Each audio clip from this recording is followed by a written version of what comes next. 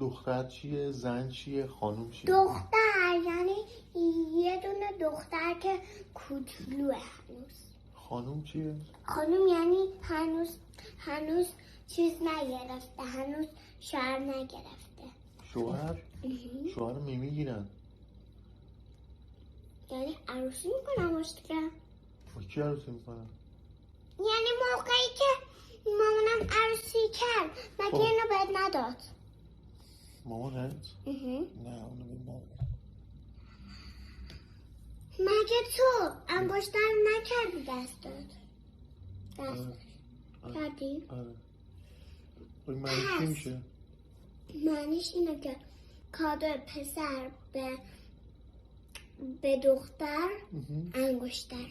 بعد چه اتفاقی میفته؟ بعد خانومه که میخواد مسخره بازی در بیاره اینجوری میکنه. بیا اینجا. اینجوری. چجوری؟ یعنی چی؟ چه کاریه؟ یعنی مرسی که انگشتر گذاشتی تو دستت. یه انگشتر بذاری تو دستت بگی مرسی؟